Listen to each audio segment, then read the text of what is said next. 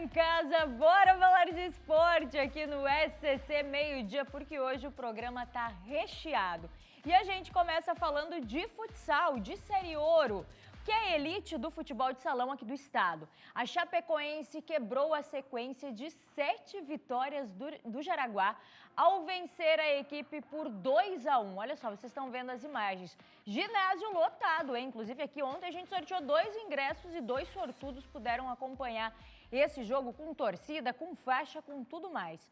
Os 2 gols da vitória do Verdão foram marcados por Dude e o Pedrinho fez o único gol do Jaraguá. Uma quebra de invencibilidade aí dentro da competição.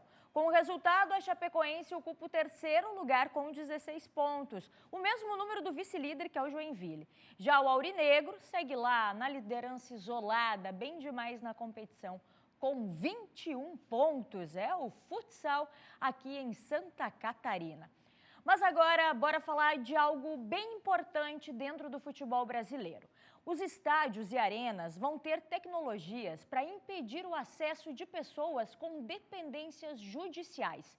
A fase é ainda inicial, mas a medida já apresenta bons resultados. Em 50 eventos realizados em São Paulo, 222 procurados pela Justiça foram recapturados. Olha só. Foi dado o pontapé inicial para que futebol e violência definitivamente não façam tabelinha. Os nomes de torcedores que foram banidos dos estádios brasileiros estão sendo inseridos num único banco de dados. Assim, aquele que já mostrou não ter nenhum espírito esportivo e foi proibido de assistir partidas na Bahia, por exemplo, seja barrado na catraca em qualquer parte do país. A iniciativa é do BNMP, o Banco Nacional de Medidas Penais e Prisões do Conselho Nacional de Justiça. Nós vamos ter um tempo agora de alimentação do sistema, porque tem pessoas que já estão proibidas de entrar nos estádios, mas o dado dela precisa ser inserido no BNMP. O que nos importa agora é conseguir saber quantas e quem são essas pessoas. E a partir daí a gente dá o segundo passo, que é efetivamente o controle de catraca bastante consistente. A experiência bem-sucedida nos Jogos do Palmeiras no Allianz Parque, em São Paulo, tem servido de exemplo para o CNJ. Na medida em que o torcedor é banido pela CBF ou pela Federação Paulista de Futebol, a gente recebe um ofício. Como a gente já identificou aquele torcedor ou aquele CPF, ele nem consegue entrar no site de compras, porque o CPF dele já está banido. As medidas de restrição nos estádios têm ainda um efeito colateral benéfico. Elas permitem identificar e prender pessoas procuradas por diversos crimes. Aqui em São Paulo, mais de 200 criminosos saíram das catracas direto para trás das grades. Quem não deve, não teme. O sistema palmeirense e agora o do Corinthians também estão integrados com o programa Muralha Paulista da Secretaria da Segurança Pública do Estado. Nos últimos 2 jogos, na Neoquímica Arena, foram presos 8 procurados. Mas em 50 jogos, o time do coração levou para a cadeia traficantes de drogas, pedófilos, acusados de roubo e furto, devedores de pensão alimentícia. Até o final do ano, o banco, com nomes de todos os torcedores banidos do país inteiro, vai aumentar a segurança de todos. Agora, além dos procurados, com essa ferramenta do CNJ, a gente vai poder também identificar aquelas medidas restritivas que antes era de difícil fiscalização e aumentar ainda mais a segurança, dos torcedores, deixando quem vai para o estádio realmente quem vai torcer e não quem vai bagunçar. É isso aí, o que a gente espera, quem torce, não quem bagunça. Então isso é muito importante para o nosso futebol brasileiro. E falando em futebol brasileiro, hoje é dia de seleção brasileira em campo pelas eliminatórias da Copa do Mundo. A seleção enfrenta o Chile às 9h30 da noite no Maracanã. E o técnico Carlo Ancelotti prometeu um time ofensivo, 4 atacantes. A bicicleta foi o meio de transporte escolhido por muitos jogadores no trajeto até o campo da Granja Comari. Tudo o que eles fazem está sendo observado por Carlo Ancelotti. principalmente os novatos. A seleção joga contra o Chile nesta quinta-feira, mas o italiano acredita que neste momento é mais importante conhecer o comportamento dos jogadores fora de campo. Eu quero conhecer seu caráter, sua personalidade e seu aspecto pessoal. A seleção está pronta para a partida contra o Chile. A base da equipe titular é a que venceu o Paraguai no último jogo sem Vini Júnior, que suspenso não foi convocado. Ancelotti confirmou o Brasil com 4 atacantes: Rafinha, Gabriel Martinelli, Estevão e João Pedro. Uma formação ofensiva para enfrentar no Maracanã o último colocado das eliminatórias. Queremos fazer no jogo de manhã, jogar intenso, ser forte a nível defensivo, fazer uma boa pressão ofensiva e jogar rápido com bola. Mesmo longe de Teresópolis, Neymar voltou a ser assunto por aqui. O craque rebateu Ancelotti, dizendo que não foi convocado por questões físicas, e sim por um motivo técnico. É uma decisão técnica que se basa sobre muitas coisas. Lo que o jogador está fazendo, lo que o jogador ha feito e também o problema que ele ha tenido. Quando eu falo de critério físico, é um critério que toda a comissão considera muito, muito importante. Ancelotti deixou claro que prefere um jogador que entregue mais resultados na parte coletiva a individual. Que jogam para a equipe e não individual. E pode ser que eu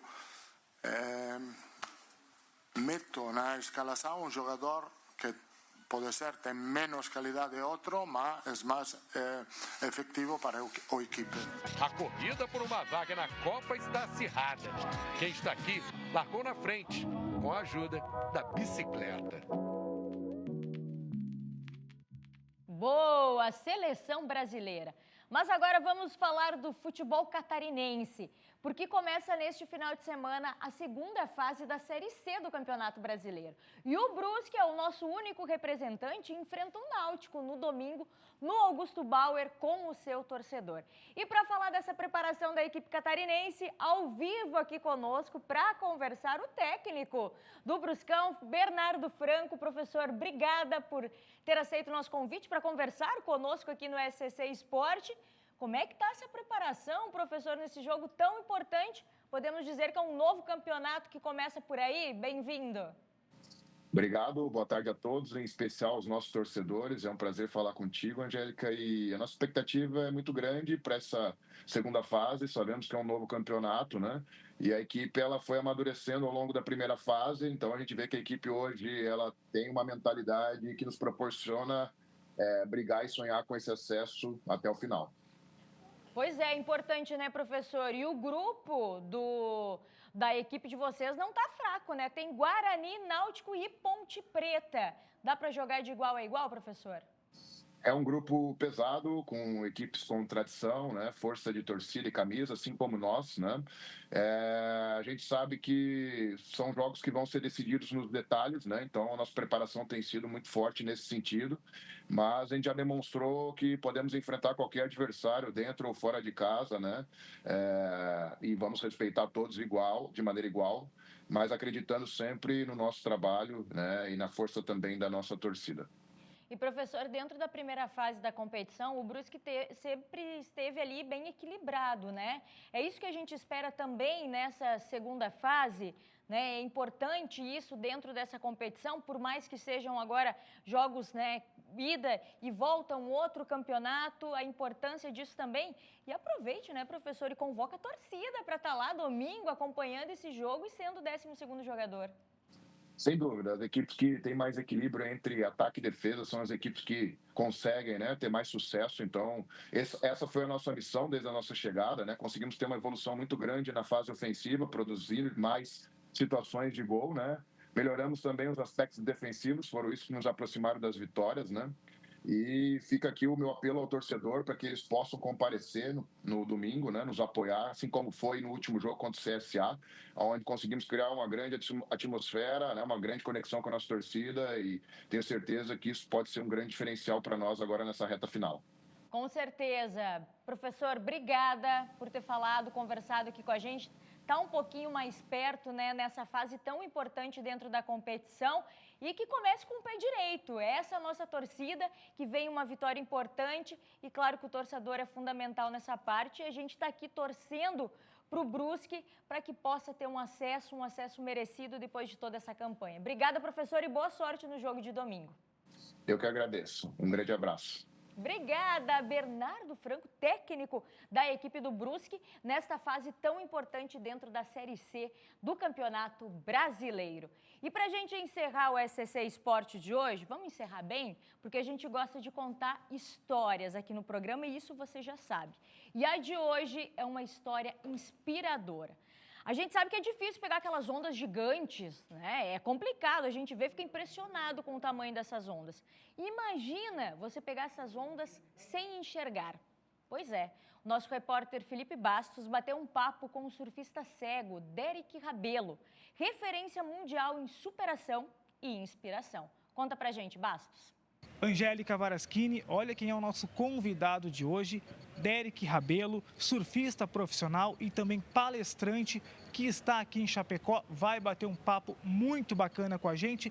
Derek, eu começo te perguntando, né, um pouquinho da tua trajetória, já que tu acabou te tornando aí reconhecido mundialmente, não é isso? Muito bom dia, meu amigo. Bom dia, satisfação imensa em estar aqui com vocês e um prazer incrível estar aqui em Chapecó, nessa cidade tão maravilhosa, tá um clima bem gostoso.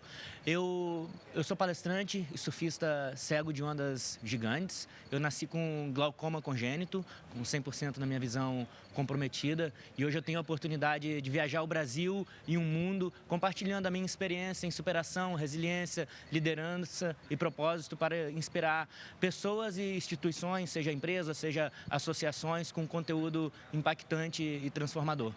E é esse o objetivo que te fez vir a Chapecó para participar do tema ali da palestra, muito além do que se vê, viva as diferenças.